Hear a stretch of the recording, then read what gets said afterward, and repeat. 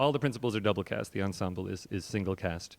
So even whether both people, one person has done the role before, another person has not, or it's just two people who have never done it, or whatever, in every case, the work and the time that it's taking to do the two casts is more than made up for by having two different people bring creative ideas to it, and then they do something new, and then they play off each other, and then one person steals from the other, and the other one steals back, and then they start to kind of meet in the middle, and we get these new flow of the scenes that totally different than what we've done before, even when it's the same people playing it before, and a lot of our people who are playing the same parts have really, whether they walked in terrified or worried about how this was going to go, I will say that it's almost like they got hungry.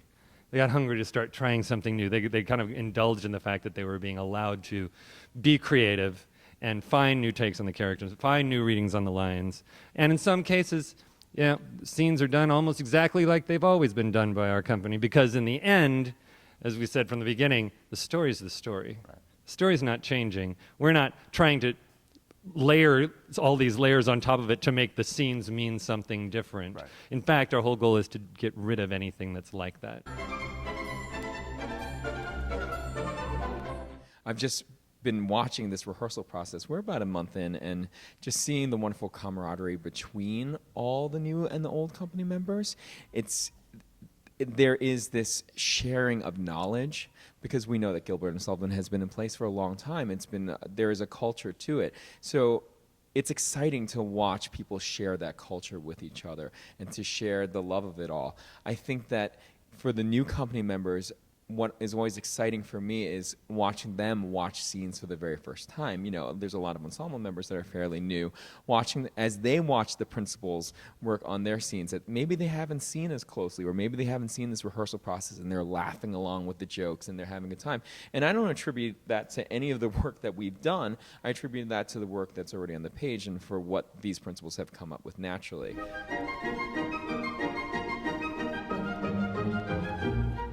Taking the elements of Japanese inspiration that is set into a story that is so truly and clearly about Victorian English people.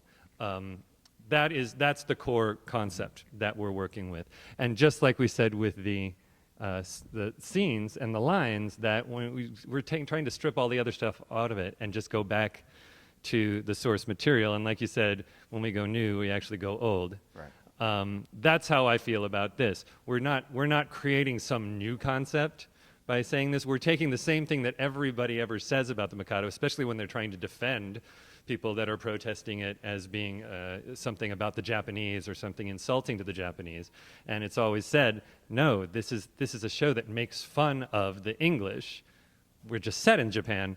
We're just taking it and making it as explicit as possible in every respect, and it's seen in the costume design, it's seen in the set design, and it's seen in the direction. I think conceptually speaking, that it's very exciting. Yeah. The design that has been presented to us and how we plan to execute it is in line with this new concept. But what is the most exciting about it? It lends itself to, again, still the very fantastic and wonderful, colorful world of Gilbert and Sullivan as we know, but it's now being presented in a way that it allows us to go back to the text. It's not distracting. Right. Instead, it's only there to enhance the story that's already in place. Mm-hmm. You have to approach the material with that knowledge. You have to live with the knowledge of exactly what your audience expects.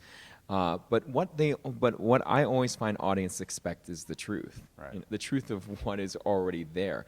And the reason why Gilbert and Sullivan has existed for so long is because there is a wonderful honesty in all that they have written, even in the satire. And so satire cannot exist unless there is a context, and if we are not able to place it effectively with the people that we have in the audience that we're about to present it to, we have nothing. But instead, what we have is, with that knowledge, we have a lot that is still to be untapped, and unearthing things in the material day by day with each rehearsal, which is super exciting for us as a team to look at, but also super exciting for the people who have known GNS for so long to see something that is, oh my gosh, it has been there the entire time. I'm so glad we've taken the time to kind of brush the dust off of it and just see it Sure. completely anew. Yeah. Well, thank you guys. Thank you both. Every David, once in a while when Kelvin talks, I want to record him and then write it down and publish a theater textbook. Absolutely. And that's why he's on our team. Thank you guys.